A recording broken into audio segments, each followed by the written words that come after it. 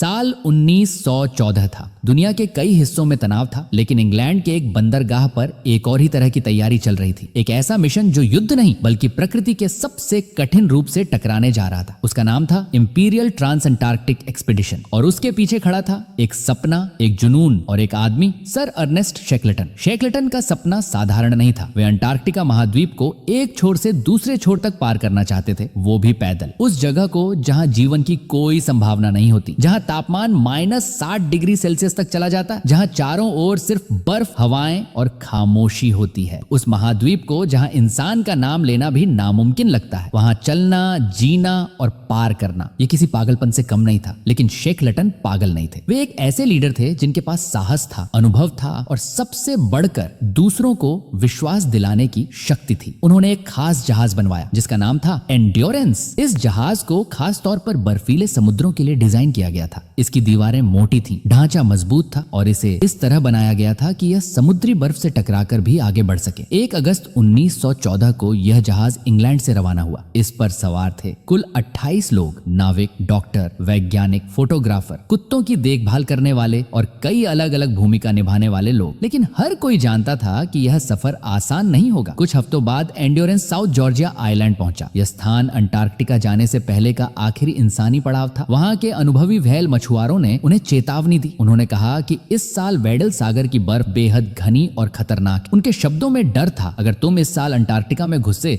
तो शायद फिर कभी बाहर न निकल सको। लेकिन शेकलटन रुकने वालों में से नहीं थे। उन्होंने मछुआरों की बात सुनी लेकिन मानी नहीं। उनका कहना था कि वे इतनी दूर आकर अब पीछे नहीं हट सकते। और फिर 5 दिसंबर 1914 को एंड्योरेंस ने वेडल सागर की ओर रुख किया। शुरू में सब सामान्य लगा, बर्फ थी, लेकिन जहाज उसे चीरते हुए आगे बढ़ रहा था। लेकिन जैसे जैसे वे अंदर घुसे, बर्फ की मोटाई बढ़ती गई। बर्फ अब लहरों की तरह नहीं, दीवारों की तरह दिखने लगी। और फिर 18 जनवरी 1915 को वह हुआ जिससे सब डरते थे। एंड्योरेंस पूरी तरह बर्फ में फंस गया। चारों तरफ घनी ठोस बर्फ थी, ऐसी बर्फ जो न सिर्फ रोकती है बल्कि दबाव। क्रू ने हर संभव कोशिश की, इंजन चालू किए गए, बर्फ काटने की कोशिश हुई, गर्म पानी डाला गया, लेकिन कुछ काम नहीं आया। जहाज अब बर्फ के भीतर कैद हो गया था। ये कोई आम फंसना नहीं था, ये थी ठोस बर्फ की जेल। ऊपर से एक नई मुसीबत सामने आई। वो बर्फ जिसमें जहाज फंसा था वह धीरे धीरे बह रही थी। मतलब अब वे सिर्फ फंसे नहीं थे बल्कि बर्फ के साथ बह भी रहे थे, और वो भी अपने लक्ष्य से दूर। समय बीतता गया और उम्मीदें कम होती गईं। क्रू मेंबर्स हर दिन जमीन को अपनी आंखों से देख सकते थे लेकिन पहुंच नहीं सकते थे। उनके और जमीन के बीच थी समुद्री बर्फ, पानी और मौत। अब आने वाला था अंटार्कटिका का सर्दी का मौसम, एक ऐसा समय जिसमें सूरज 4 महीने के लिए डूब जाता, तापमान 0 से कई डिग्री नीचे चला जाता और हवाएं ऐसी चलती हैं कि इंसान सीधे हवा में उड़ जाए। अक्टूबर आते आते जहाज की लकड़ी चटकने लगी, धीरे धीरे अंदर दरारें बनने लगी। साउंड ऐसा था जैसे कोई पुराना पेड़ टूट रहा हो या जैसे घर की दीवारें दर्द से कराह रही हों। 24 अक्टूबर को जहाज का पिछला हिस्सा अचानक टूट गया और उसमें पानी भरने लगा। अब जहाज के पास समय बहुत कम था। क्रू मेंबर्स ने पंप शुरू कर दिया। शर्ट पसीने से भीग गई, लेकिन बर्फ और पानी के खिलाफ इंसानी ताकत बहुत छोटी साबित हुई। 27 अक्टूबर को एक तेज धमाके जैसी आवाज आई और जहाज का पिछला हिस्सा हवा में उठ गया। बर्फ का दबाव इतना था कि जहाज की लकड़ियां टूट गईं, जैसे माचिस की तीलियां हों। और फिर 21 नवंबर को एंड्योरेंस ने अंतिम सांस ली। उसका जो हिस्सा बचा था वह भी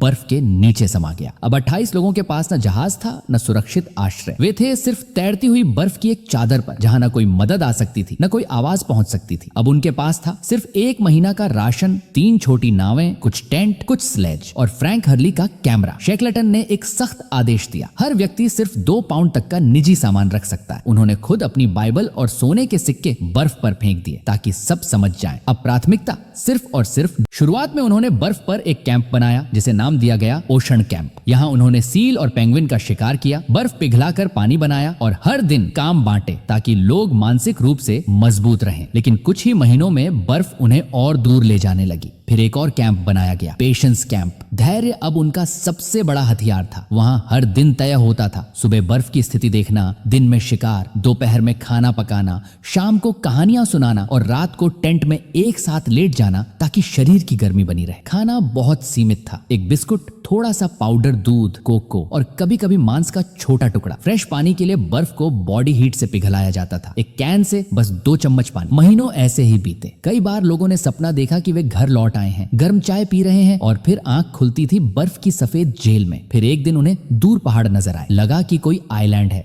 शायद क्लेरेंस या एलिफेंट आइलैंड। लेकिन जैसे ही नावें तैयार की जा रही थीं, आइस फ्लो टूट गई, 2 हिस्सों में बंट गई। शेकलेटन एक हिस्से पर, बाकी क्रू दूसरे पर। एक व्यक्ति अर्नी होलनेस बर्फीले पानी में गिर गया, शरीर कांपने लगा, चेतना खोने लगी। कोई आग नहीं थी, कुछ गर्म नहीं था। शेकलेटन ने उसे रात भर चलाया ताकि उसके कपड़े सूख जाएं और शरीर गर्म रहे। कई दिनों की कठिन यात्रा के बाद 15 अप्रैल 1916 को वे आखिरकार एलिफेंट आइलैंड पहुंच गए। पहली बार उनके पैर स्थिर जमीन पर पड़े। कई लोग रोने लगे, कुछ ने जमीन को चूमा, लेकिन वहां कोई नहीं था। वह जगह निर्जन थी, कोई जहाज नहीं आता था, कोई बचाने वाला नहीं था। अब एक ही उम्मीद थी, साउथ जॉर्जिया 800 मील दूर, दुनिया का सबसे खतरनाक समुद्र ड्रेक पैसेज उनके और उस द्वीप के बीच था। शेकलेटन ने सबसे मुश्किल निर्णय लिया। एक छोटी नाव जेम्स केयर्ड को तैयार किया गया। उसमें सवार हुए सिर्फ 6 लोग, शेकलेटन और उसके 5 साथी। उन्होंने बाकी लोगों को पीछे छोड़ा और वादा किया, मैं लौटूंगा।